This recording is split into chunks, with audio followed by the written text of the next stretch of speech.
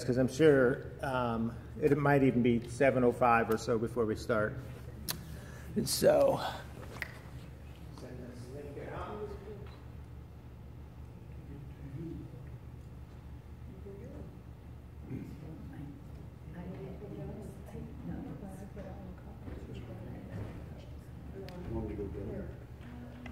Do you want a jam? He said he's got stuff to pass.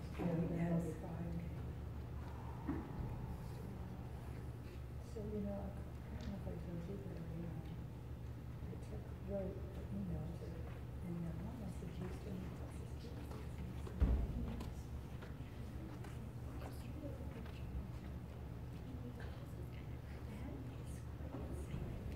Because, but it may if we have a bad hurricane, but you know, the thing is Florida.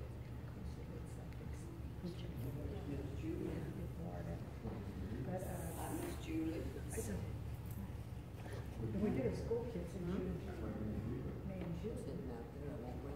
I think what we might do, just as a local trip, like we did last year, you had them, I think maybe in January, June, ginger care kids for local. And get socks and, you know, make it bigger. And I think, because our young people can go sweater and tee, you know, long sleeve tees that we can wear. Sign up and say, okay, I'll be responsible for the winter coat. Sign back to society. You know, just let people buy different things. Something that you just, so, you know, a few socks and everything, in there. Yeah, but I think we'll get little kids and little, you know, figure out, but so Christy's in charge of that, but I said, let's go and tell about June.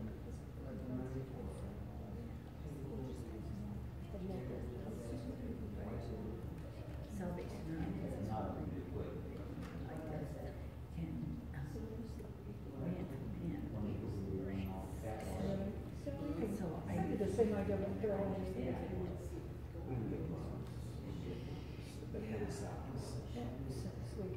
So much fun doing kids lessons. Most of the classes are in Eurasia. Does anybody have their phone with email on it? Do what? Anybody have their phone with email on it? Yes. I'm going to send out that link to everybody. Just jump on real quick and see, make sure that usually the link goes to the live feed.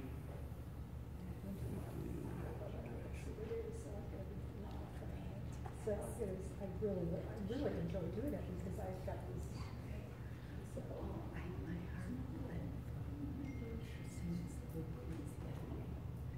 Okay, I sent it. So you want to get it in a second. Want to get it?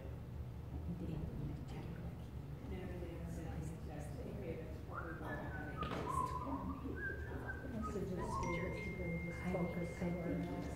Well, I got one of them. Did you get it? Email. Did I tell you Did you get the email? about the Wednesday night? I hear we're going to be watching it today. If you want to, you can. I love her. No, probably She is so. She's the best. She's sharp and they're real. What you see is genuine, you know. She's comfortable with it. Well, to me, it's a bit like one-on-one, and you know, I'm not interested in it. I'm kind of done for that. But I go to support her.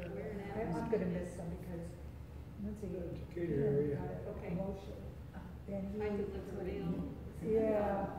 in the Ossian area. And he, I do this actually week he's a do German. delivery. He's That's where we gonna live. work That's where we tomorrow. live Gets back now. tomorrow. He In works Ossian? Tuesday. Yes. He's a German. What's your name? Gets back tomorrow.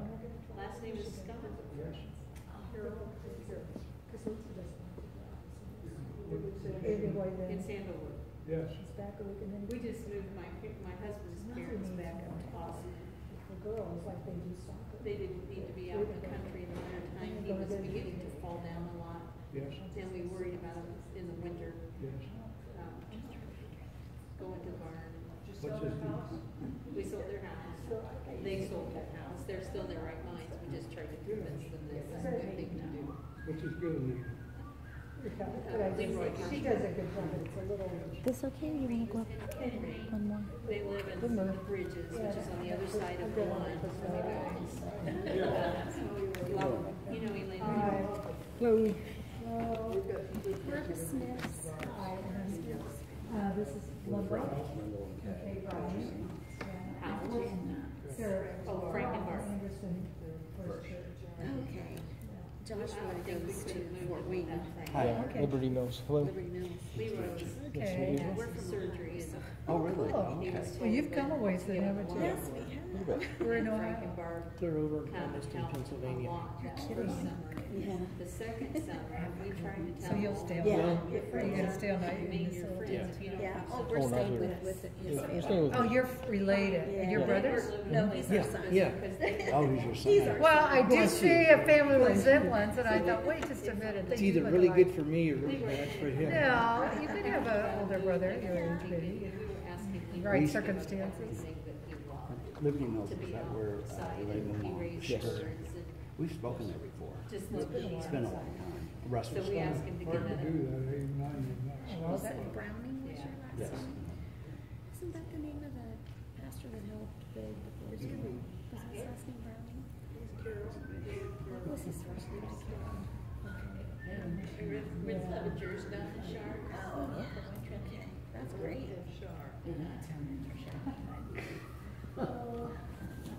When were you, Recently when were you returned, or- there? From 79 to about 2014. We were in Jordan for 2 years, studied there, but we moved over. We were in Nazareth from 81 to 88. Then Jerusalem from 89 well, we lived in Okay. Bethlehem for a while. Okay, so we would have run into you. We would have run into you when we were Where? working witness. We were at We were we were in Jordan. East Ohio District or the Akron District, probably. Akron District. According to Bill Davis. Yes, Okay.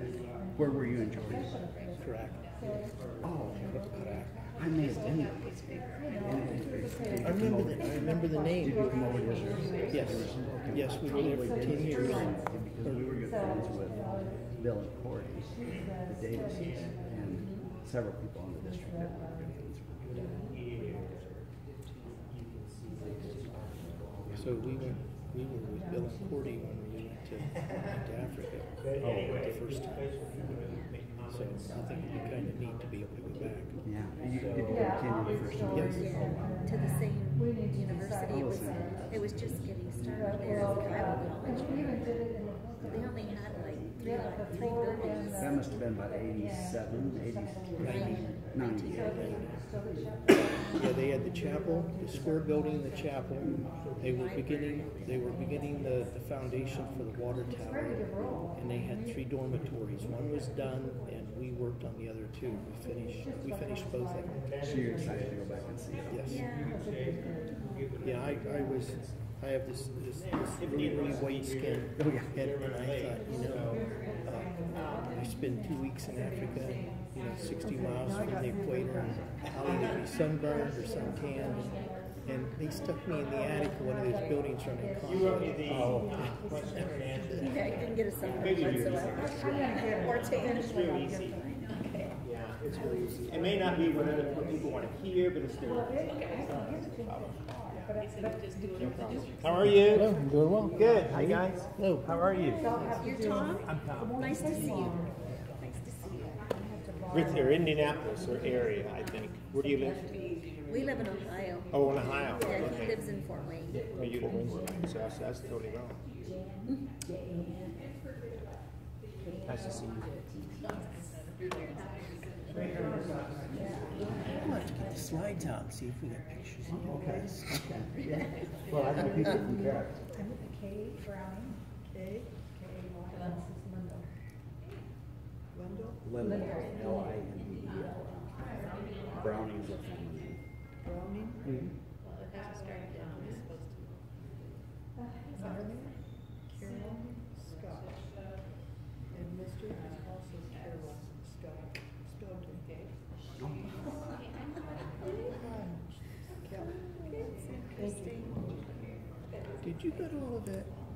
Yes. Yes. Did you play Charlie Brown? Your turn. Yes. I did. May I have your Man, how name? many years? Joshua Smith. Never mind. Joshua Out in the world, that was 50. Smith. Smith. Thank you, Joshua. You're welcome. I do remember you. And your friends? Wasn't Gary We in our Smith? class. When did you graduate? No, it was my sister. Oh, okay. It was my sister that went. And when I told her, And Linda when I told her who I ran Brother and into, sister. she says, "Oh, Mom, I Dad, remember him. He son. played Charlie Brown." Mom and Very dad good and name. son. Sister. Her Gary? name was Judy Smith. You said Linda? Linda. That doesn't narrow it down a whole lot. Well, She didn't graduate with us, did she? Gotcha. she graduated 75, I believe. We will give it just a couple Thank you. of moments and make sure everybody has a chance to get here. How are you? I will tell you, I probably don't have the volume button. Okay, probably usually about 5 to 10 seconds. Hello. But you can turn the volume up if you want. Yeah. Okay, so here's what we're going to wait just a couple minutes because I know some people are running a little bit late. And we have some people on YouTube. I sent the link out. And there's usually just a little bit of a delay between here and by the time they get it on their computer, probably about maybe 10 seconds or so. So what I'm going to share with the YouTube people, if you would please make a comment. And on the screen there's a place to comment. Make a comment on that just to say I'm here, and then we'll know that who is out there in YouTube land watching. Okay? Okay, so we'll give it another minute or two, give time for people to get here, and then we will go ahead and get started. We hope to be gone in no more than an hour and a half, but I'm thinking between an hour and a half. Depends on how many questions you have. But I'm hoping we can answer most of your questions. Okay? All right. So we'll start here in just maybe about 3 or 4 minutes. Tom, I didn't get the link. I didn't send, I don't think I have you in the email. You probably sent it.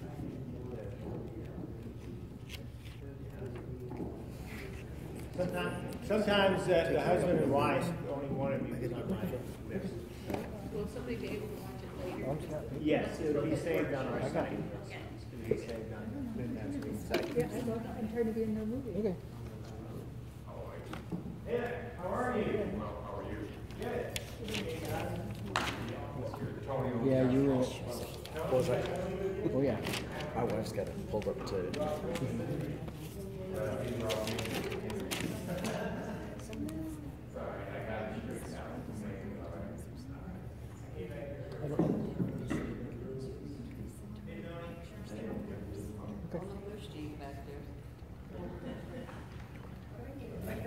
I haven't met very many people on the district, at least not outside of quizzing.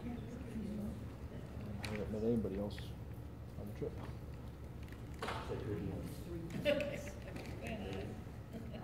Should I ask Elaine if she wanted to ride down together?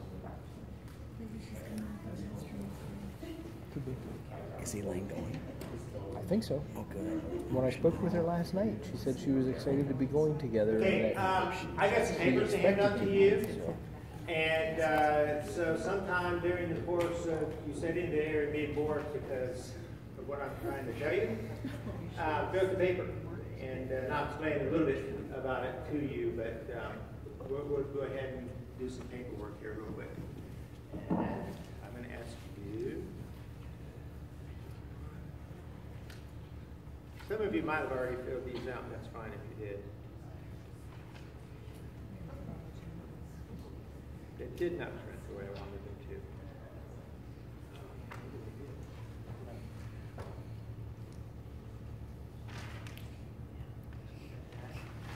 So there's actually, yeah, I mean, the front back, each one gets 2 copies of that one. I'll let you print some of these.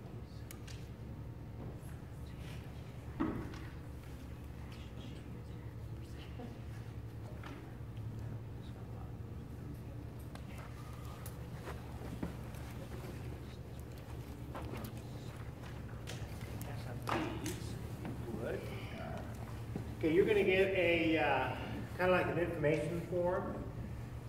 You don't have to be real. I don't really care a lot about some of the things that's on there. I do care about your name as it appears on your passport. And I care about your birth date. I'm sorry, I don't know how old you are. And I also care about your address, email address, and then I also care about any special skills you might have. Okay. And special skills, I mean, are you an electrician? Are you a mason? Not the club, the girls. And are you a plumber? Are you whatever? You know, so just let me know that kind of thing. And just be brief with it. Don't take a lot of time on it. Okay. And then I also have a health questionnaire. Person gets to fill out. Okay. That's what he said. Okay. You know who did and didn't do these forms? Because I think we did. Do what? Some of us think we sent them. Yeah, if you sent them in, I think some of you did, so don't fill them out again if you already sent them in. And I have them if you did. I just didn't bring those with me. All right. While you do that, while you fill out these two forms, I am going to start a video of what we saw at NMI convention. So it might be a repeat for some of you.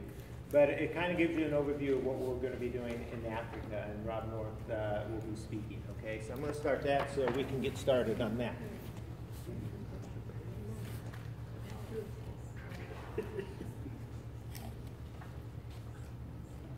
Hey Tom, they want to know if you got pens and pencils.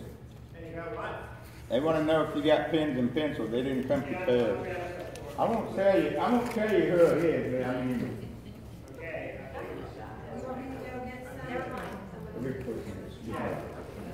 I need to know the shape.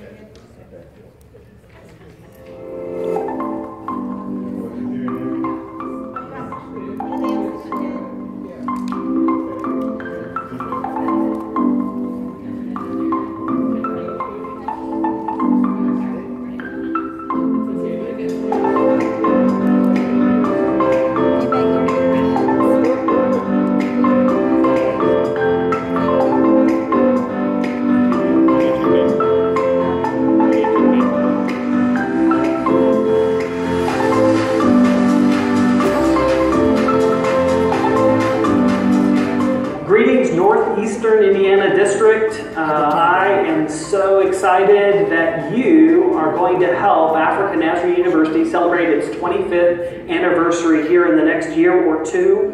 One way you're going to do that is you're going to take the wristbands and the stickers, and you're going to pray for African Nazarene University throughout this next year. We're so thankful. If you would like your church to have more of these, please talk to Laura High and your leadership, and they can get you my email address to get you more stickers and wristbands. But thank you for committing to pray for African Nazarene University this year. I'm also standing in one of our classrooms here on the campus of African Nazarene University. This is Hellstrom Room 22. It's strategically located in the building to provide a location that has limited noise in the location, and we're able to convert it to one of our virtual classrooms. So we're excited. We're going to have students here physically watching the lecture take place, but we'll also have students coming from afar. Maybe they're in Burundi or in Mozambique or other locations, and they're going to take this same class, use a tool called Zoom, where we'll have students on one screen at the front. We'll have the lecture on the second screen there, and we'll have someone helping those students who are from afar see the tool that the lecturer is using. We'll have camera in the front and in the back. If someone asks a question here in class, we'll be able to zoom in on that person asking the question. You're going to help us do this through sponsoring this room. You'll notice cards that we've provided for you. Take many of those cards back to your local church and help us raise those resources. Then next year, February 2020, Between 1 and 13 February, you're going to come to African Nazarene University with a small team or a large team. We hope many of you will come. Pray about that. Would you pray about raising the resources for this room, and then pray about you physically coming in February next year to help us celebrate even further by installing all of this important technology. I'm praying for you. The more you raise, the more we'll be able to high-tech out this room. We're going to definitely do the technology, but we'd love to install proper desks and chairs in this room and go away from our school desks that high school students use. Would you help us to convert completely this room? God bless you, and thank you so much for your participation and helping African Nazarene University celebrate in 2019 and 2020. God bless you. Thank you. Thank you. Hello guys, my name is Joseph Matiro, and I want to thank you all for helping ANU celebrate its 25th anniversary.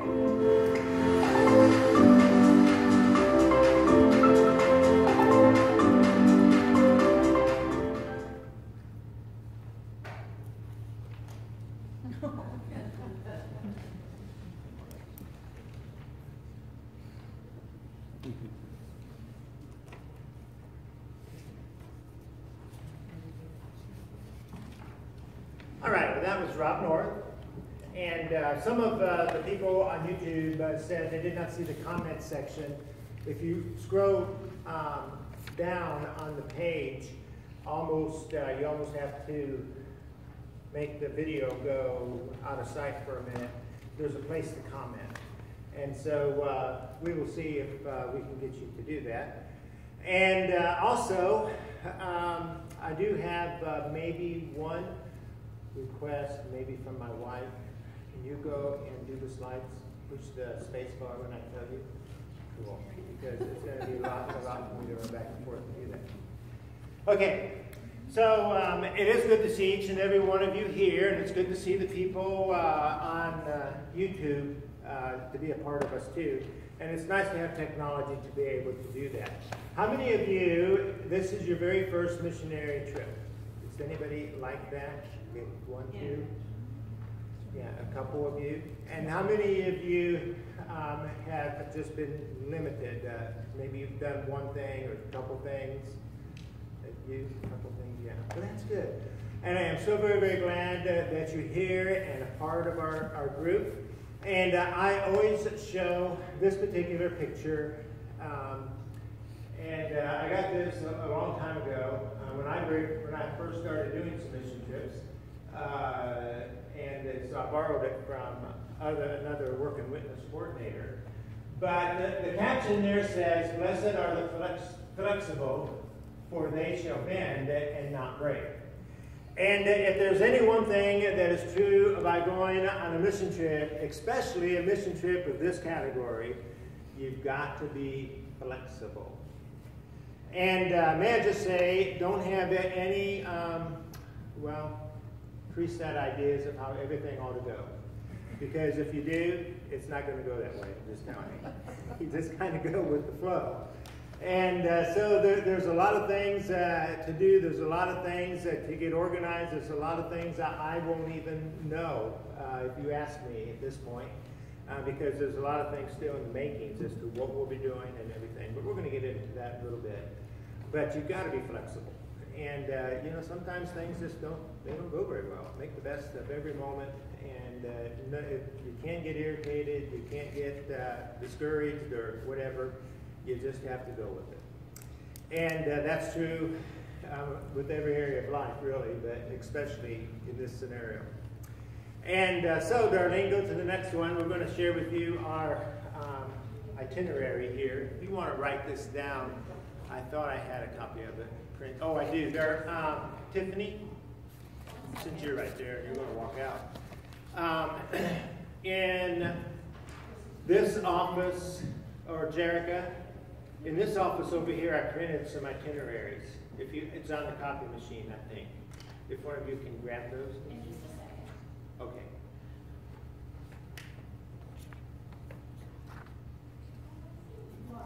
What?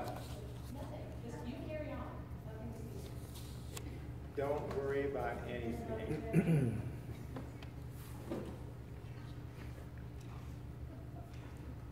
Okay. Okay. I know what she's doing. Can anybody guess?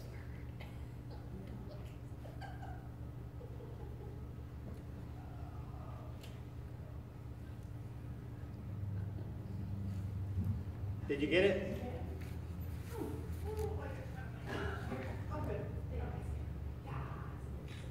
Okay, okay, the mouse is taken care of.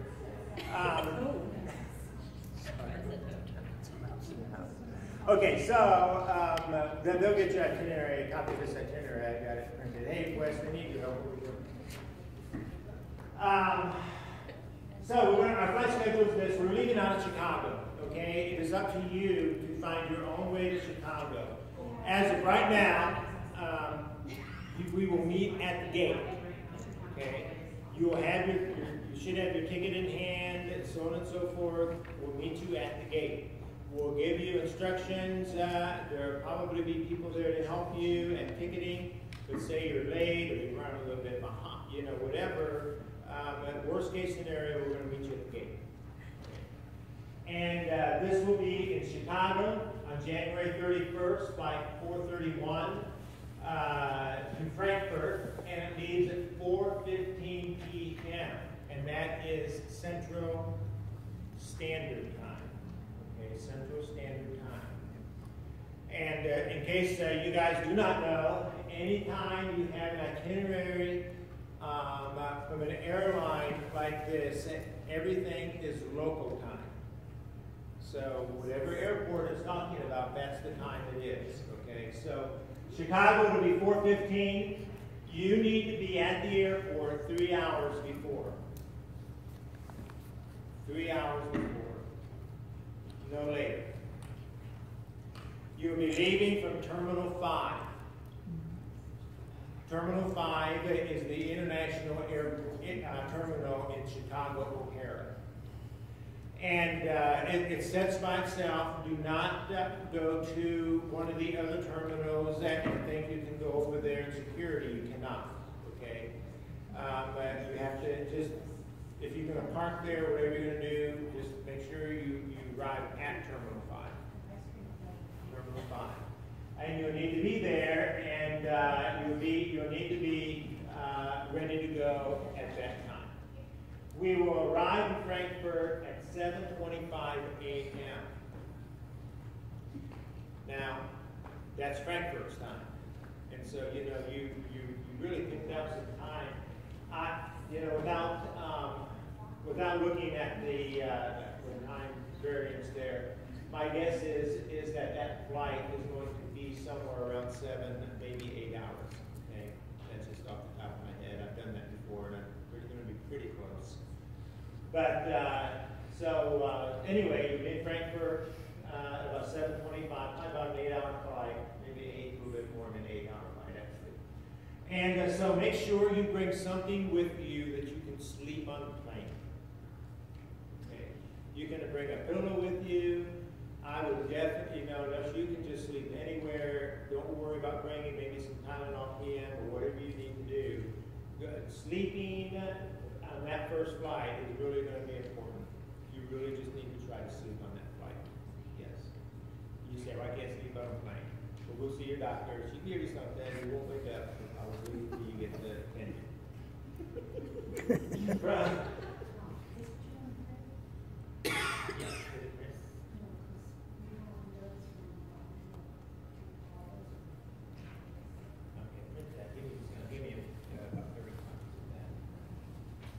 And so from Frankfurt, we will leave Frankfurt at 11:25. I have never flown through Frankfurt, but I don't think you have to go through customs in Frankfurt. In Europe, I have flown. Have you ever, anybody flown through Frankfurt? You don't have to go through customs if you've got connected. I don't think you have to go through customs. I think you have to go through passport control. Passport control, yeah. When we went through the Netherlands, we did not have to do anything unless we left the security. So just whatever the airport rule is, but in Europe, it's usually not a problem. And you have plenty of time to do it. You don't have to fill out any paperwork. You're not staying, most likely, I wouldn't think. But if you do, we'll let you know.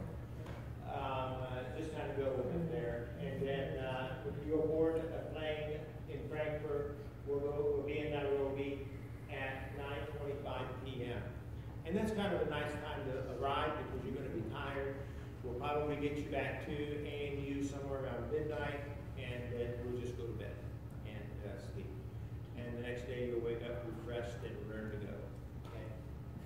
And in Nairobi, we're going to talk about visas here in a little bit. And Tiffany is going to talk to you about the visas, and that's going to be in just a few minutes. And then we're just going to do the reverse coming back. And that there's your time. I think Darlene is printing a copy of that so you can take it home with you. And if anything changes, we'll let you know. And sometimes you do at times it will change at times, but probably not. But then that will be posted. Okay? All right, next slide, Darlene. Thinking. This next one is a slide of Rob Moore. And what Rob did is he answered a lot of questions that some of you were asking me. And I've got a copy of this to give everybody. And so that, listen to what he has to say. He's going to answer questions like, what should I wear? What kind of vaccines do I need? And so on and so forth. And then we'll answer some of those questions, but he's going to answer a lot of questions in this particular video for you. Okay, so hit the space bar again, Darlene, and it should start playing. NEI District, greetings from the campus of Africa, Nazarene University. Tom sent me a list of items to cover with you today. Sorry that I'm not live on camera with you. I believe we calculated the time you were meeting, it was going to be like 2 or 3 in the morning, and I love you all, but probably not going to wait up that late for you. One of the keys that Tom was asking about is the project in which you're going to be working at. Your district is sponsoring a specific room on the campus of African Nazarene University. We're very excited about that. It is a room that in the past has been used for music, and it is kind of on its own out there, and it's going to be one of our model rooms that we are going to construct so that we can have classes where students from afar can actually attend. It's in a location in the building that's away from everything else. And so you're going to bring with you, from the amount of resources that you raise, things like microphones, cameras that will record what's going on in class. If the lecturer is writing on the marker board, that camera will be focused in on the notes. This will be recorded, and it will also be used for, maybe it's an online class, where they typically are doing maybe just answering questions from the lecturer. Well, the lecturer can actually post an actual lecture that way also. So you know that, you've seen the video that I provided for your district assembly, and also when I was with you for Phantom Camp also. So those are items that you actually will bring. We'll figure out what items can be got in the U.S. that you can bring with you. And then you're going to help us paint the room. The rooms are going to be branded, and most of them are all going to look the same way. You're going to help us do that. There are actual hallways throughout the building that also your team will be helping us paint. And for those individuals who have specific skills, if you are a professional carpenter or you are a professional plumber, we have things that you can do on campus.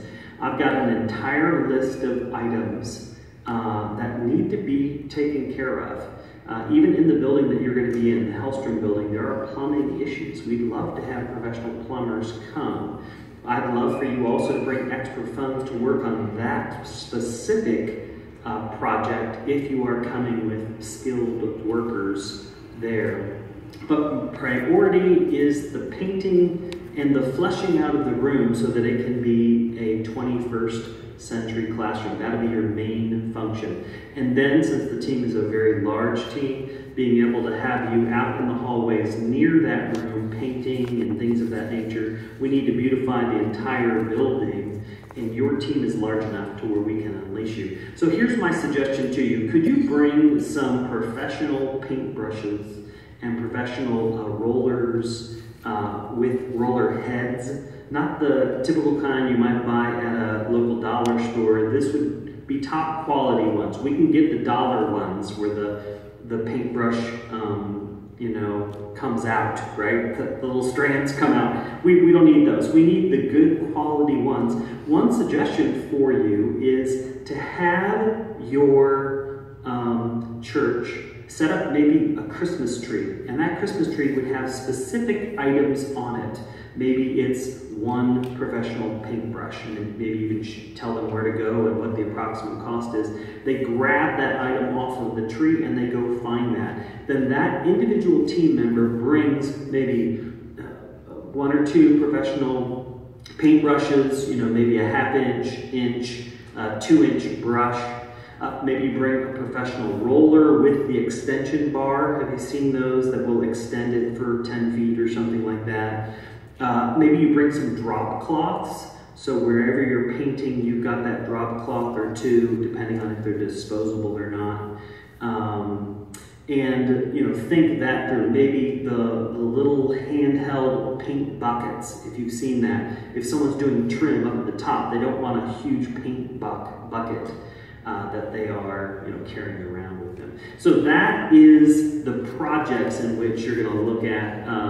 Tom is going to share with me some of the professionals who will be coming, and we'll modify some of those projects there. He has a list of a lot of questions here, so let me kind of read through those. So immunization, that's kind of an easy but yet tough one. There is nothing required other than maybe a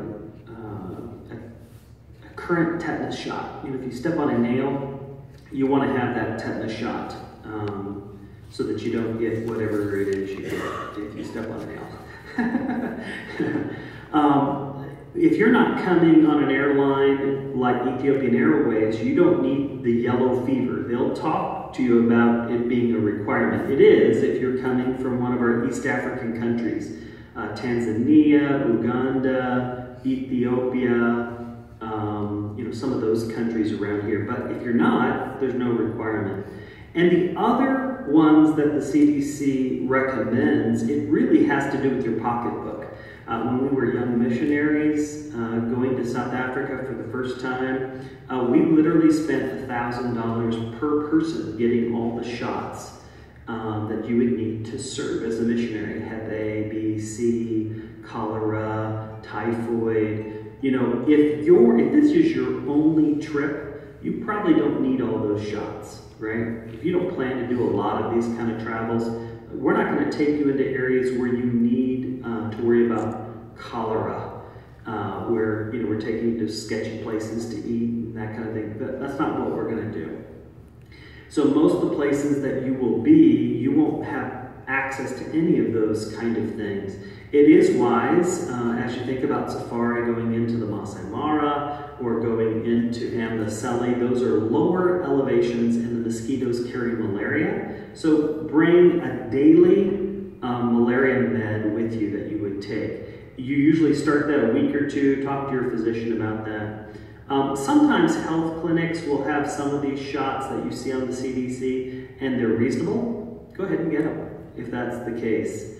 And the malaria medication, typically you can get that, whatever the strain is they're recommending, get a prescription from your local doctor or health clinic there in your neighborhood. So hopefully that makes sense. Clothing items, it is super conservative here. I cannot explain that or why that is. I think part of it's because we're on a college campus. So most of my cohorts, you see I'm wearing kind of a dress shirt. A lot of times if we have meetings, I'm wearing a tie. I'll be wearing suits while I'm with you. I never wear that in the US, usually. Do you have to wear a suit? No. But I would avoid shorts as often as you can. So jeans, work pants, or work, full work clothing things. That's probably what I would recommend on campus. Our chapel times are Tuesdays, Thursdays. You can feel free to wear jeans and your work clothing to chapel at 10:15 each day. So don't stress about wearing those things. For ladies, if you are going to wear a dress, would you make sure that it's very conservative. And any top that you would have, make sure it's covering your shoulders and your arms and things of that nature.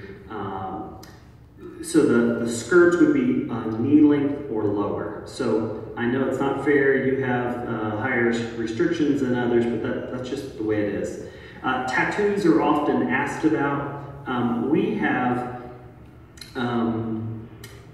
lots of people with earrings, multiple earrings all up and down their ear. They got the gauges, if you remember that in the US. That was a big popular thing with millennials, having these quarter size, $half size gauges in there. That was found here. Even scarification of the face. In South Sudan, they scar the faces. That's common. Tattoos are not. It's very expensive. You can't even have access to it a lot of times here. So if you can cover your tattoo as much as possible, I think that's just wise. It's wisdom related to that. When we're out on safari or other excursions, shorts are possible. Just be kind enough to do it below the knee. And if you're going to participate in working out, if you're going to participate in other kind of soccer, rugby, basketball, would you be so kind as to make sure that it's not tight-fitting whatever you're wearing, right? So if you're wearing sweatpants, make sure make sure it's not tight-fitting. Ladies during work can probably get away with clam diggers. Those are the ones that just above the ankle. You can probably get away with that. Any skirt that's like is it called a culotte? That has the leg, it's kind of a leg skirt, that's also appropriate too. So that is clothing. Hopefully that makes sense. Lodging. So we have three bedroom work and witness housing. So we can, usually we will put, a whole apartment of guys, a whole apartment of gals that are singles, that aren't couples in these places, and we can put them bunked, so we could literally have, 10 or 15 in each apartment, or we can just have them, on the ground, beds on the ground, and those, normally we'd have about 10 in each apartment there. They have 2 full bathrooms in there. Outside of each of those 3 full apartments with kitchens and living rooms and stuff, there are what I call like a mother-in-law suite, or some of you snore, you use a CPAP machine, you need to be away from others. So we have single unit places with a full bath in it. So there's 3 of those. Then for couples, we have about 8 apartments that have apartment-sized fridges and kitchens and stuff in there, and usually a double bed in there for the couples. And that's about 8 units usually are available for that. So that's housing there. All of your sheets, pillows, pillowcase, a towel is all provided. We don't have washcloths or puff balls, so bring those if you need that. Mosquitoes. We do have mosquitoes here. They do not carry malaria, but they can be a nuisance. So I've sent a link to Tom of the little wristbands you can get on Amazon that get away, have mosquitoes go away. You can bring candles that you could light at nighttime that would put away or shoo away the mosquitoes also. Washing your clothes, you can. We have one very nice upright washer and dryer in the bottom apartment. But if you want to bring Woolite, something that you can hand wash your items, bring some clothespins with you. We've got clotheslines galore outside Work and Witness, and you can, hang up your item to dry if it's and then voltage. Everything runs on 220 here. So you need a device that can accept 220. So most of your phones, computers, have a little box that you plug into the wall. It goes into that box and converts down either 220 or 110 into the voltage necessary, whether it's 10 or 12 volts, into the computer or the phone. So those items all. You also, for ladies who want to bring a curling iron or you want to bring a hairdryer, those can be purchased for dual voltage. I don't really recommend putting your curling iron or your your hairdryer into a converter or inverter. They will mess them up. But if you get the dual voltage one, there's usually a switch along the place where you select the high or low setting that you have to turn it physically. So I've had several people, they come, they brought their hairdryer that's dual voltage, but it's set to 110. As soon as you plug that thing in with the adapter, it will blow up, literally blow up. So you have to switch that switch, so just be aware of that. Then I've also sent a link to adapters. So there are adapters that you will need. We do not have the same plugins as you do. And so I sent a link there for that. I would love for you to bring transformers. Transformers will put the voltage up and down from 110 to 220 and 220 down. If you want to bring a couple of those and leave those here for future work and witness teams, I've sent you links for that. Very, very helpful if you're able to do that. The last question is there internet available? Yes. When the power works and when the system isn't overloaded with the thousands of students we have on here on campus, it is available. And a highlight is that if you are uploading to Facebook, Twitter, your Google Drive, typically we never use the upload allotment we have. But if you're going to download pictures, the hard one is like Netflix videos and things of that nature, please do that elsewhere. Don't do that here.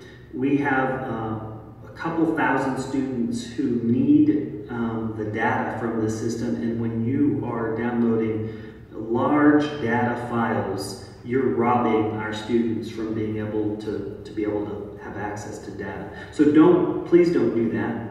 If you're going to download any videos, make sure you do it ahead of time being here.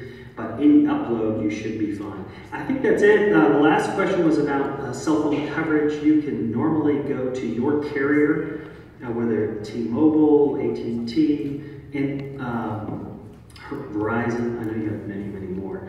And find out, are there international plans that allow you to text and get data and things of that nature, and see if it's worth you doing that.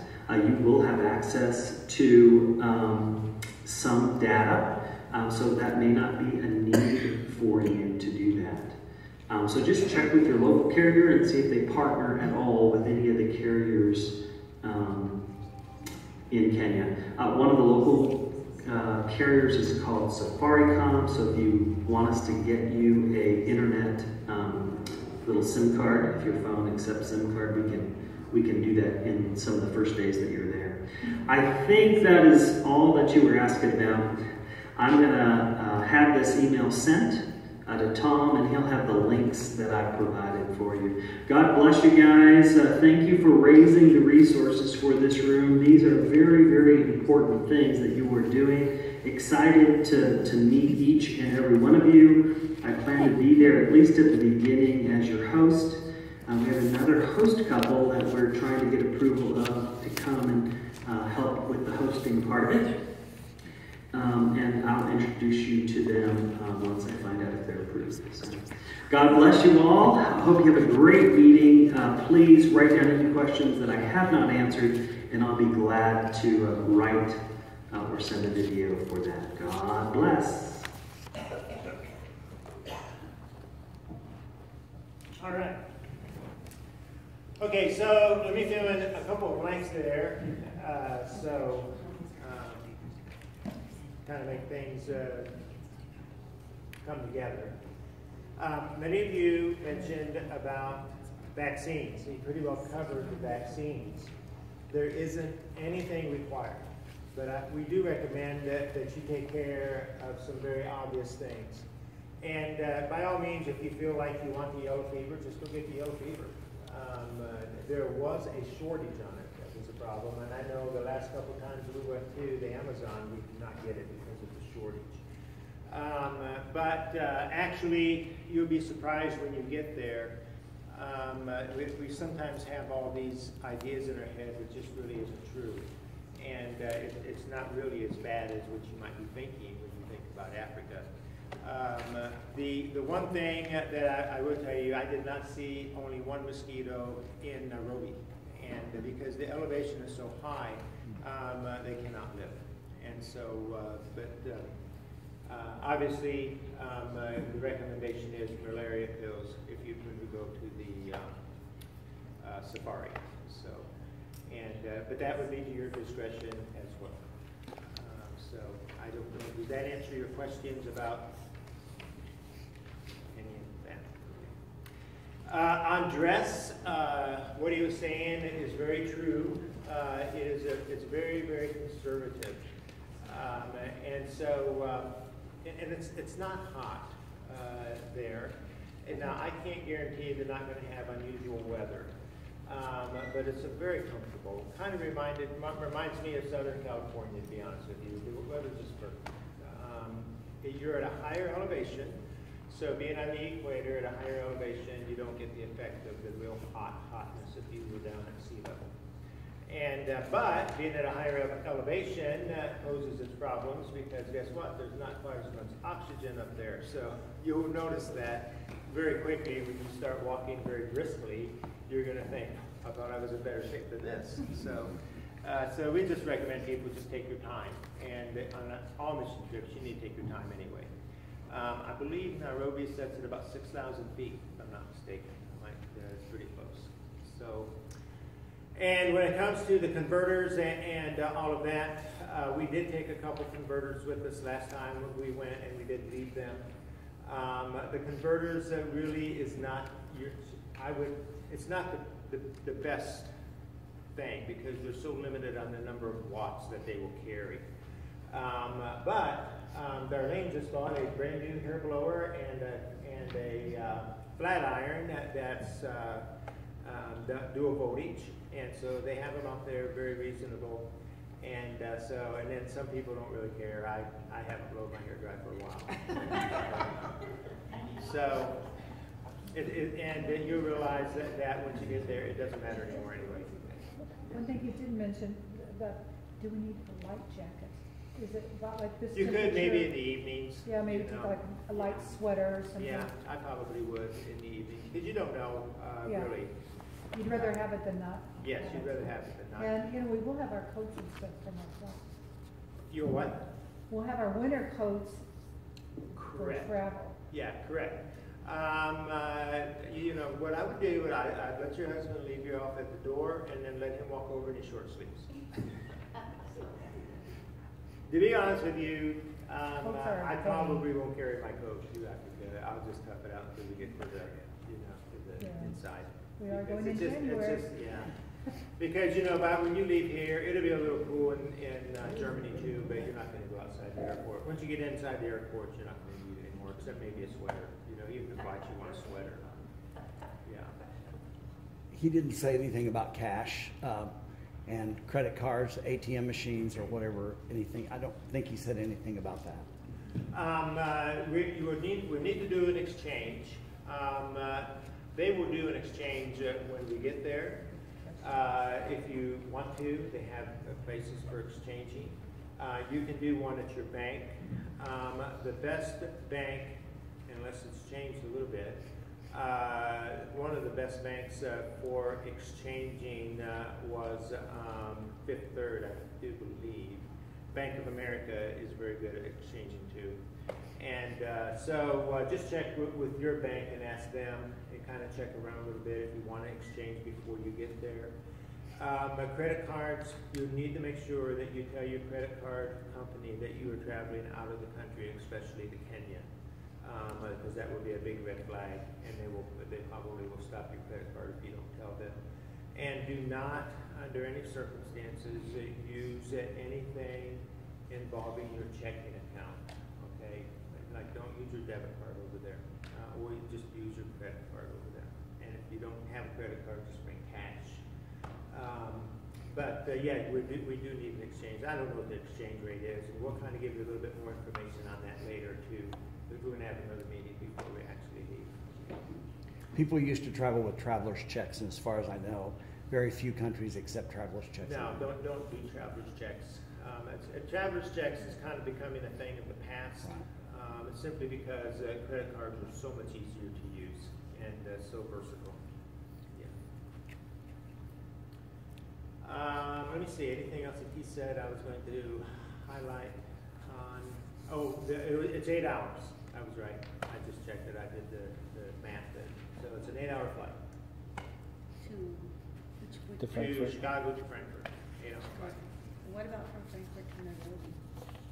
There is a 7-hour difference between Chicago and Frankfurt. So subtract 7 hours from that, and then you would have how long? Well, I don't know about Kenya. Maybe Wes, look up and see what time it is in Kenya. Nairobi. Yeah, he'll tell us in a minute. 1:15. 150, I believe. 150 in Kenya. Okay. Oh, PM? sorry, Right that's now. Germany. Right now, right?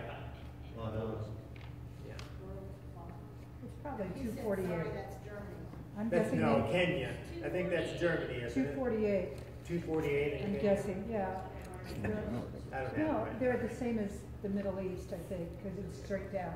Right. Be close. And I've got it on my phone. Be close. I had a question about when we get to the airport, check-in, all that. Is that all done at that gate 5? At Terminal 5, it will be done. Everything will be done at Terminal 5. We're going to go over luggage here in just a minute. And let me give you some ideas of clothing. If I were you, and this is what I'm going to do, most of the clothes that I take to Africa is going to be disposable. Yeah. I will not be bringing hardly anything back. I use disposable. Well, that's yeah. good to know. I use disposable underwear. I use disposable socks. I go to get the cheapest that I possibly can get. And you can go to Goodwill, go to Salvation Army, buy some jeans, whatever. So if you invest $25 in a wardrobe to take to Africa to give away to them, because you leave them there and then they can distribute those to their the people, the students' body and the poverty, people in poverty there. You can leave them there. They'll be happy to take those from you. And then you'll be grooming your suitcase for souvenirs. So that's just, you'll want to buy some souvenirs once you're there. You are going to get some time to shop. But take just take stuff you can leave there. Now there might be a few items you'll want to take if you want to go to church or something you want to bring back. But I wouldn't bring too much of that back. You're better off not. You're better off just eating it. And so that's what I've always done, and it just works out well. I am going to suggest, hoping that you will comply, that you limit yourself, and we need to look at, because they've changed the baggage restrictions, and so they continue to do that. And so we'll let you know exactly what the baggage is when we meet next time. As of right now, or unless they just changed it, like I don't know about, you get 2 bags, and it used to be for international flights. And you used to get 70. Now they've changed it. They're changing that to 50 pounds each now. They're limiting that. So if that remains the same, and you get 2 bags at say 50 pounds, we're going to ask everybody to just take 1 bag, because we're going to have quite a bit of stuff to carry over there, not only from our group, but I've got some other missionaries that just really need to get some stuff to Kenya. And so we're going to try to transport some things, for the church, for the denomination over there. So, but husband and wife, you can back 2 bags, I would think, be fine. And so we'll let you know for sure. And hopefully we still get 2 bags. I just looked, you only get 1 bag. 1 bag? Okay, 1 bag then. 1 bag per person? Per person. So husband and wife, you get 1 bag, and then Yeah. Unless how we're many going- pounds? Unless we're going in 50. premium, 50 pounds. 50 pounds. See, they changed that. So they changed that. They changed that so quickly. when Darlene and I, we realized one airline's changed it to 40 pounds. And I was hustling around, taking stuff out of our suitcase at the last minute just a couple weeks ago. So all of that's changed so quickly that we just can't keep up with it. So, I thought it was one bag, but. yeah. What's the purpose of that? Because they want you to pay to take an extra bag. No, but I mean, really. That's really true. They want you to pay to take the extra bag. It's been changed for quite Has the a while, two bags about been 2 or 3 years Yeah. going to Europe or. Has it? Yeah. The How about one- the size of the bag?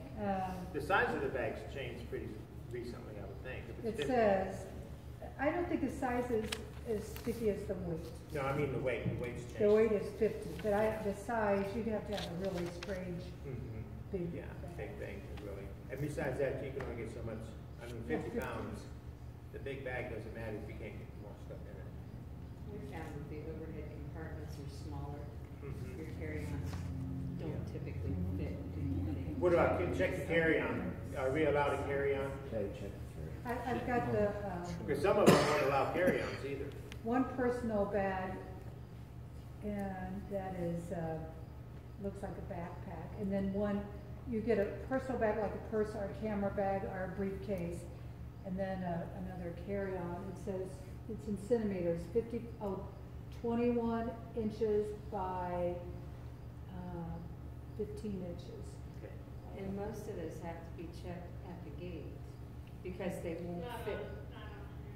Yeah, I was no. gonna say, well, we don't even know. When we flew to Israel last year, a year ago, that carry-on bag had to be able to fit into the overhead compartment. You couldn't carry a bag that was too big to fit in the overhead compartment. They all had to go up and close the door. So that's kind of a guideline. Most airlines don't even know what those things are. And it doesn't apply to us, but there's some, if you buy the lesser tickets, you can't have a carry-on either. Now they've changed that. Yeah, 21 inches isn't very big. Yeah. So, but we'll talk about all that here in the next You couple can look on months. the internet and get that. Yeah, you can get that. Any other questions, what we've already covered? I was at in the Dominican 2 years ago and did the malaria, and do I need to do that again? The malaria is each time you go. It does not stay in your system. And the other thing about malaria too is that depending on where you go in the world, it's a different type of drug. And it's not going to be the same in Kenya as it was in the Dominican. What airline is it? Lufthansa. Lufthansa. It's the German airline.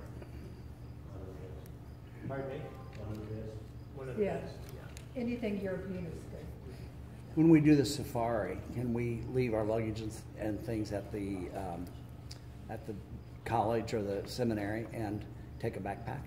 Yes. We did before, so I'm the same. And how many days is a safari? 3. 3 days. Good. Is that an extra cost? No. It's all included in what you're. Anybody else?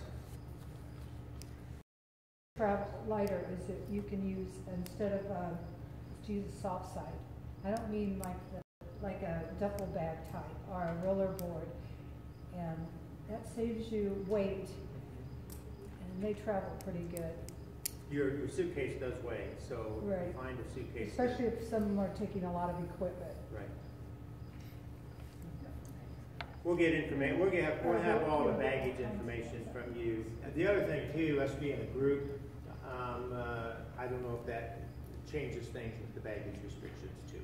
So that very possibly could. So we'll let you know all that in our next meeting. Okay, I do have a question. If we're limiting to one bag per person, but we have items that we want to take, like he mentioned on there, things you could buy, is it possible to check a bag and pay the cost to check the bag that has those items in it? There is, and we'll know a little bit more in our next meeting about all that. Yes. Yeah, we're just not quite at that place yet, because I'm not sure exactly how much extra things we're going to have. I do have people from the denomination emailing me asking if we could take things, and for example, Jesus film stuff or whatever. And so, you know, we will have some things like that, and we're going to have some of our own supplies, actually, you know. So it might be that we'll have to pay a little bit extra and check some extra baggage, too. So the only thing I'm asking you is think about packing light. So, packing light. Dell is an electrician. Okay. He'll need a list of tools if he needs to carry tools over. Okay. If that's something that. Right. Okay, let me go over this with you so everybody kind of be on the same page with us on the whole project. Okay, our primary project is a classroom, and I'm just going to share with you, you know, what we do in Northeast Indiana. The cost that you have for the working witness trip when you go up your district is primarily just your cost. Okay. Our district has money put aside every year for project money. So most working witness trips, if you go with a different church or whatever, a lot of times the project money will be included in the price of your trip. So let me tell you, you got a good deal for $19.99. And some of you where you got in when the airline tickets went up a little bit, you still got a really good deal on a trip to Africa, and especially a working witness trip. We're in the process of sending in our $15,000 to African Nazarene University to finish this project. Okay, so the deal is this. We have about 43, 44 people going with us on this trip. And there are other projects there that need to be done. And we are looking into doing some more projects. But we may, if we're going to do some more projects, and I know one of them is a medical project, and I think that we can get some funds because of some medical people who I think will help us with that. But there's going to be an extra cost on that if we decide to do that because of the project. And so I would like to see with this many people if we could take on a few extra projects, you know, and we can get you some cost, you know. I'm sure there's lots of electrical things that need to be done, for example, and it might cost, say, $1,000, and we could pull some people away from this project and go do that. So you're not talking about a lot of money, you know, but you know, if that's, I would personally be interested in pursuing some of those smaller projects, and I think it would keep people busier and would be a very low cost, you know, even if some of us would chip in a little bit and say, hey, you know, maybe we'd like to do a few extra things, okay? So I'm here to hear you out. What do you think? Does that sound feasible? You know, I think it sounds good. I mean, we got a big group here. Sure. And my concern with this large of a group, and Laura knows I have a hard time saying no. So we got like 40-some people going. And if I'd have said no, some of you wouldn't be sitting there right now. And so I think it would be really nice if we could do that because we have the people that can do it. You know, we're taking a full medical team over there, and not to use them in the medical way. The problem of it is that we're going to have to transport our medical team to another location.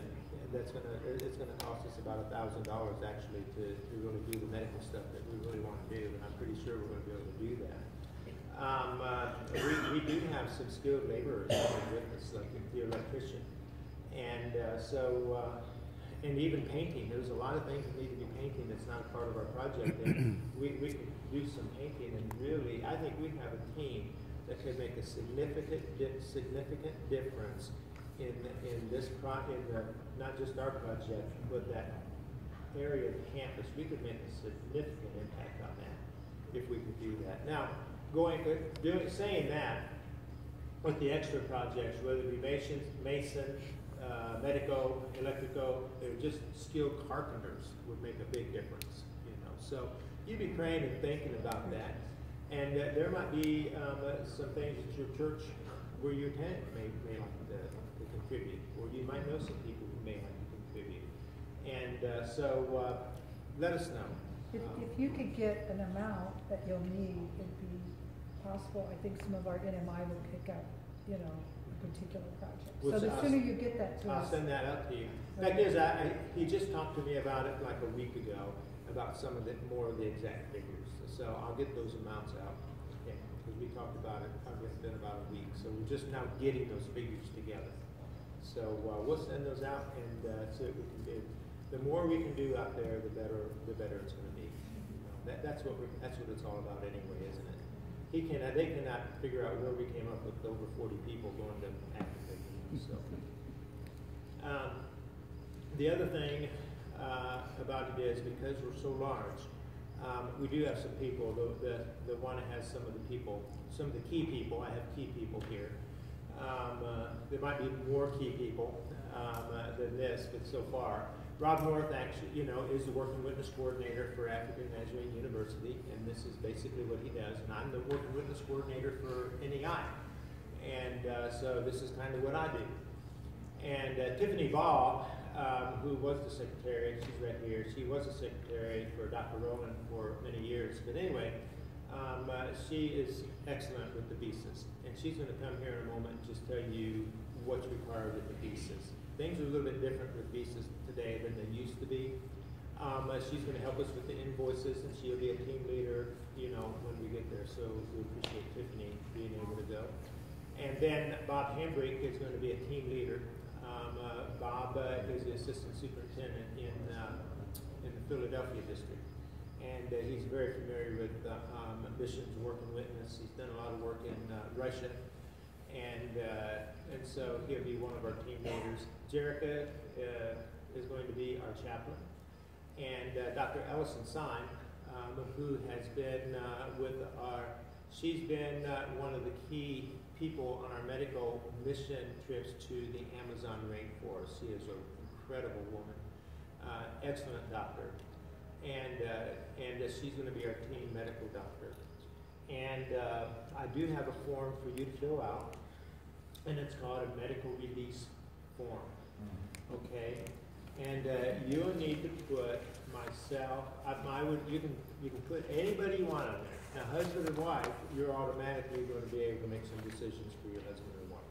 Okay, but I would recommend myself and Allison, and ask her, and she said that would be fine.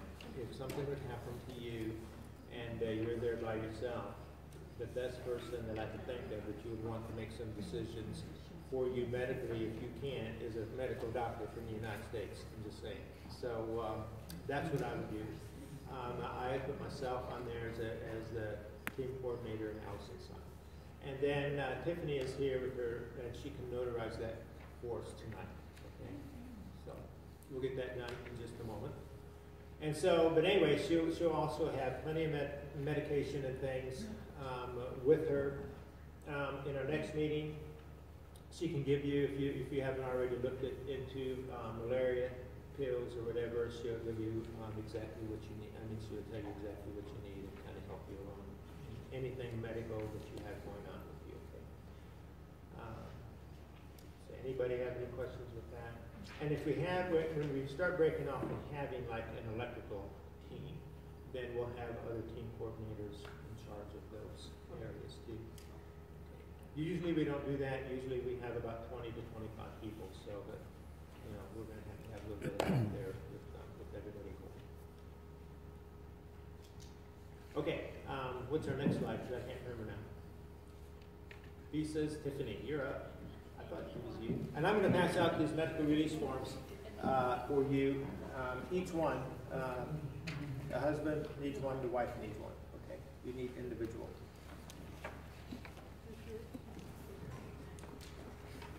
So the visas are actually quite simple. They've not always been this simple in the past. If you go to evisa.go.ke,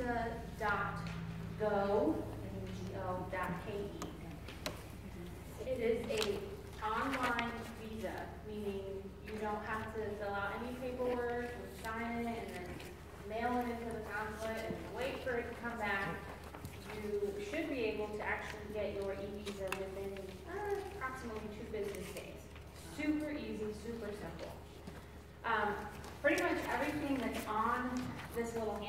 gave you is on the website, evisa.gov.ke.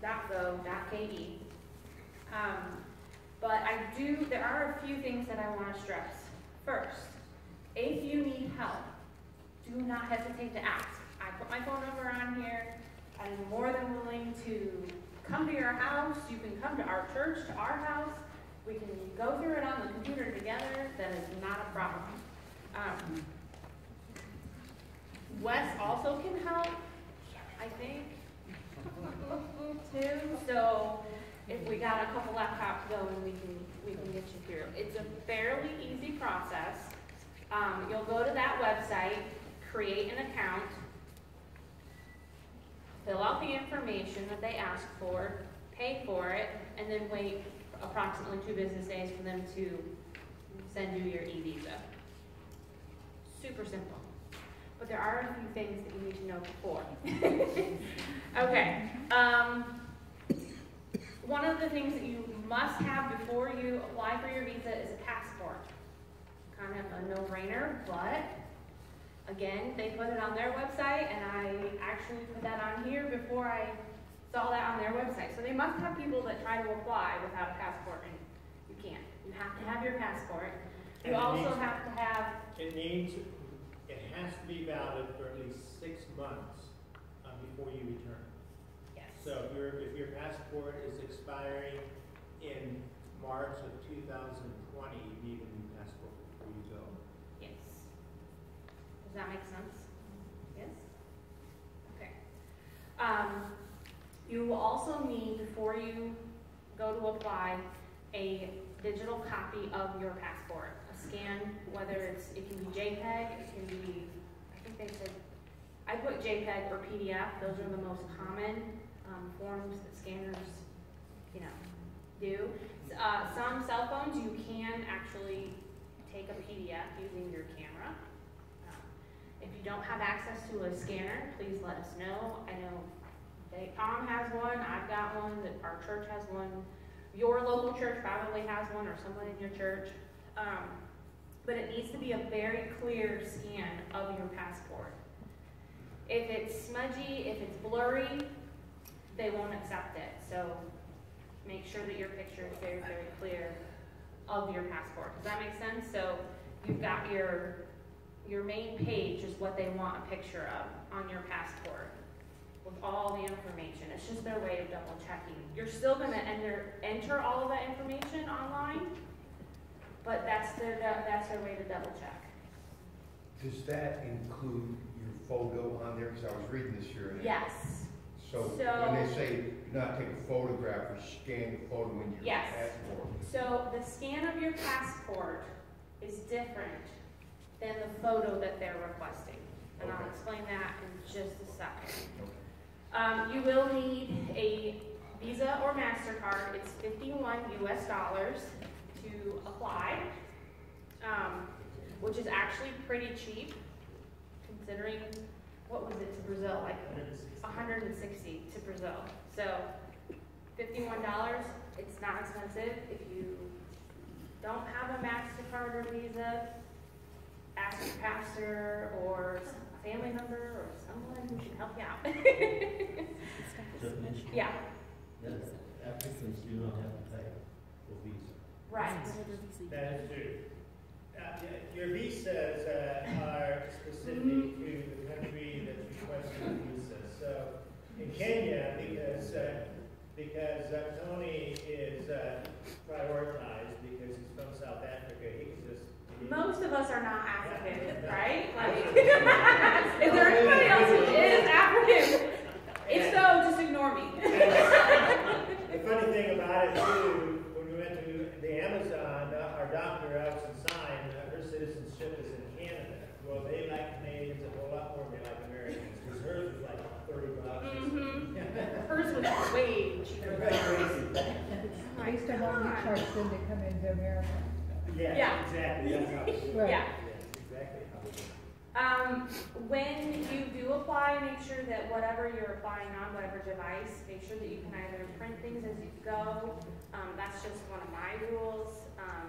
I like to print the information as I go or save it digitally, take a screenshot. something along those lines. It's just to verify, like, no, I did this step correctly. To me, I just do that. You don't have to do that, but I recommend it. You do have to have a copy of your travel itinerary, which you do have now, and you have to have information about the places that you're going, where you're staying. Obviously, we're staying at African Nazarene University, so that's what you're going to put. That's our lodging, African Nazarene University. When you fill out the application, you are a tourist. You are nothing but a tourist. You don't mention, oh, we're a missions team, we're doing missions work. No, you're a tourist. That's the type of visa we're getting, because that's what we're doing. Just trust me, if you have more questions, you can talk to Tom about that. Don't confuse that with terrorist. Yes, yes, tourist. Tourist. Tourist. Tourist. What? Except for Tony. Except for Tony. Yes, yes. Tony is not a tourist. He's a citizen. Okay. The picture, the photograph that they're talking about. Think back, if you haven't done this already, if you haven't gotten your passport, get going. But for those of you who have done your passport, you know how you had to go get a professional picture taken, and then they put that on your passport, right? On your visa, they're going to do the same thing. They're going to take a picture that you upload and put that on your visa. So that's why there's all those rules and specifications as to what you can and cannot do for your visa photo. It cannot be a scanned copy of your passport. So you can't scan your passport and then crop it. That doesn't work. If you still have your, like say that you went to CVS and you got the little square and you still have that, you can scan that in and use that. If it was in the last 6 months, yes. If you have lost 130 pounds, you need to get a new picture. Sorry. Also, if you wear the same color as your passport picture and your looks have not changed, wear a different color. Yes. They will not accept it. Do not wear the same shirt that you wore for your passport photo. Does that make sense? Are we clear on that? How many of you wear a black ever, shirt, don't wear a black shirt again. How many of you have ever applied for a visa? We pulled a lot of things off. We pulled pictures out, but it just as whoever gets your paperwork. Exactly. Exactly. They are about that. And I put on here, if your visa gets denied, do not panic. You can reapply. I really doubt that it'll get denied, but occasionally, like she said, if you get the wrong person who's looking at your paperwork, they might be in a bad mood that day and just deny. Don't worry, we can reapply. That happens all the time. Some of the Brazil students who come in January, they apply 3 or 4 times before they get their visa. So don't worry about it, okay? Just a minute, you said that we could use the same picture, like if we went to CVS and got 4 pictures or whatever, we could use the same one, well, you're going to have the same shirt on or same... If it's within the last 6 months. Yes. Right. If that picture wasn't within the last 6 months, then you have to have a new picture. Okay. Right. You Okay. can use Like that our same picture. Okay, I see. passports are 10 years old now, so Right. don't try that 8-year-old Yeah, picture. if your picture's like 8 years old and you still have that original, you can't use that one. You need an updated one. Or if your passport is 8 months old, You try still to look need a new very picture. different in your picture you sent in. For our visas to Brazil, we actually took them with Tom's cell phone. Was it your cell phone? Yeah. And we took them against this white wall. We had all the lights on up here, and they had no problems with them. So it's real basic. If you need someone to take your picture, just ask a kid or So it or a doesn't have to be grandkid like or an official passport photo or anything, it just gotta be a decent yes, picture where they it can just see has your to face. be. It has to follow these guidelines, which is the same guidelines as your passport. Yes. When should you apply? You cannot apply until November 1st or later. My suggestion is mid-November, you need to apply for your visa. And the reason you can't apply before is because of the 3 months before the validation. It's just what they say you have to do. So we're going to follow their rules. And then also, you are applying for a single entry visa, which is the tourist visa. When you go on the website, you're going to see that there are 3 different types of visas that you can apply for. Make sure yours is the single entry visa. Let's see, the cost is $51. Yes, it'll take about 2 days, they said, roughly 2 business days for your visa. So what they'll do is they will upload, once it's approved, they'll upload it to your account on their website, and that's where you go to print it. They won't email it to you because that's not secure. So you have to go back to the website and log in to see if you were approved and then print it. You have to bring a paper copy of your visa with your passport. They have to be able to stamp it. So a digital copy will not work. You have to have a printed copy when we go. If you don't have that, you will not be allowed to enter into Kenya. And I think it'd be good to have like a backup yes. PDF so that if something happened, you lost it, you could maybe find a printer. Normally when Tom and I work together on this stuff, we recommend that you, whether it's Google Drive, iCloud, somewhere secure, up in the cloud, have a copy of a scan of your passport and a scan of your visa, and a scan of, what was the other thing that we? Passport. Visa. I always require that I have copies of all of your travel documents. Yeah. And so when you throw out this paperwork, even I need to have a copy. I need a copy of all of that. Okay? I need the original of your medical release, actually. And then we will have a copy of your passport and your visa. And I usually print that out, so I do have a printed copy of all that, just in case you lose yours. Okay, so all of that will be taken care of. And in the next meeting, by the next meeting, I need to have that. So I thought about making copies tonight, but not everybody has their stuff here, and that's fine. But when we have our next meeting, our final meeting, by then I need to have copies of everybody's passports and their visas. Are there any questions?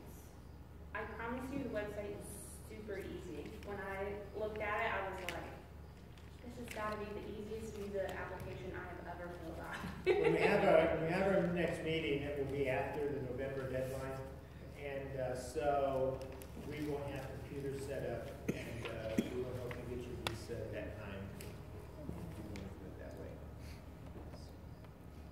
No worries. Any questions? No worries about it. And then, worst case scenario, in Kenya, they still do allow you to have or apply for the visa and get the visa after you get there. It's not recommended. They could say no. They probably won't. Don't do But that. if the worst case scenario, you can still get the visa after you get there. Yes. All right. That's it. That's all I got for you. Okay. Thank you. Back to the luggage situation again. I don't know how we're classified. If we're classified economy, then it is just one bag. If we're classified premium economy, then it's 2 bags. So I don't know. Yeah. And the only way I'm going to have to be able to tell is with I'm going to have to get a hold of the travel agent and ask them. So we'll let you know all that. We still have plenty of time, and even after November, we still got plenty of time to get all that together. So, yeah. Okay. What else? What else do I have on there, Wes? Is there any other slides? I think we covered about everything. Outside donations for trips. The what? Outside donations for your trip. Oh yes, we got to do that. Okay, so I had some questions because we do have some people who are trying to raise money for their trip, okay, and asking questions about if it goes through the church and so on and so forth, Nazarene, it's kind of like a Nazarene thing. Okay. Well, all of you who,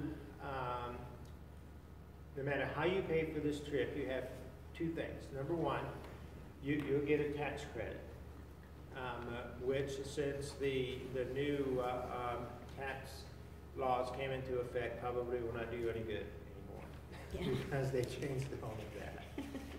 Unless you just have a whole lot to deduct. And but you can still take advantage of that if you can. And the second thing is that your church automatically gets credit for 10% giving. Okay, so a church, for example, was trying to raise funds for one of our people. It would be easier if they would just allow us. Tony would take care of it. It's through point to point. We will take care. If the people in the church give money to the church to be channeled to you, Tony, I think probably the church ought to take care of the tax receipts for those particular people, okay? And we'll take care of the tax receipts for you giving to our district personally.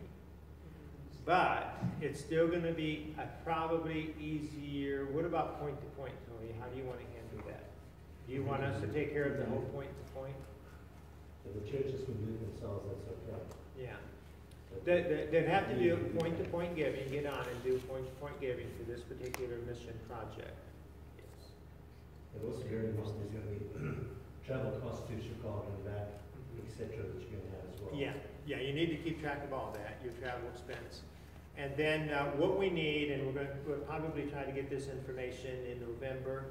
And so you can help us by bringing it. We need obviously your name and address, which we already should have, but we need the church you attend, okay, and the district. Church you attend in the district, and they will get point to point giving credit, 10% giving credit for your monies that you spend on this trip. Okay, I'm not sure I'm understanding, but point to point, and it goes to the church and then to the district. So yes, right. And we just said, the only problem is we just can't have it be, we can't double dip. So, you know, we can't give you credit, for example, in your taxes if your church is giving it too. And then we don't want to give point to point, and then your church get point to point credit too. So one or the other, only one person can do it. So yes, but it is tax deductible. You do get 10% giving, and it does not go to any specific budget. It is just a 10% giving credit. So that's to the church to get 10%. To the church to get 10% giving to that. And I would just speak for Tony. If your church just wants to give it and not worry about the point to point, Tony can put that in. We just need to know what he's going to do, and that's true for any of your churches. And what about will this reduce our budget obligations? That's something else our treasurer asked. The point to point giving does not reduce your budget allocations. Your point to point. You do not have to pay budgets on the point-to-point giving, but it's not going to reduce them. Yeah, I mean, it's a wash. So what happens on that, the end of the year report, on your pastor's report, it'll show that as income, but then down on the next one, it'll be an equal amount of money shown as expense for 10% giving. So it's a washout, okay? So you don't get any increase in budgets or any reduction in budgets. It's a wash. Okay, he also asked, how will this be reported to the general treasurer? Is that through the district? Well, it'd be through Tony, yes. Unless he does it on, he has access to that, to do that himself, funding the mission. So rather than giving through funding the mission, we'll give it to Tony and then he'll take care of it. And then Tony can take care of it. We just need to make sure that it's not done twice, that's all. Okay. Did you understand anybody who's got that going on there? If you have some people that donate money to your trip, that's great. And so, anybody else have any questions? Anything you want to ask? Anything you want to ask my wife? She's to answer any questions that you have. Has she been nice to you today? Okay. Nobody stress about the trip. It's going to be a great trip. You know, we still don't have some answers. It's still early. I don't have all the answers yet. But we're working on things, and we'll get it done. The safari will be incredible. You'll love the safari. How many of you been on an African safari? Yeah, you're going to love it. You guys know them. It was a lot of years ago. Yes. Did you go to the same place? Yeah, but it was pretty primitive. Yeah. Oh, when my wife felt so bad for me when we went to the when we went, because I told her we were sleeping in a tent. Do you know which resort that we're going to? Yes. How do you say it? Masamara. Masamari.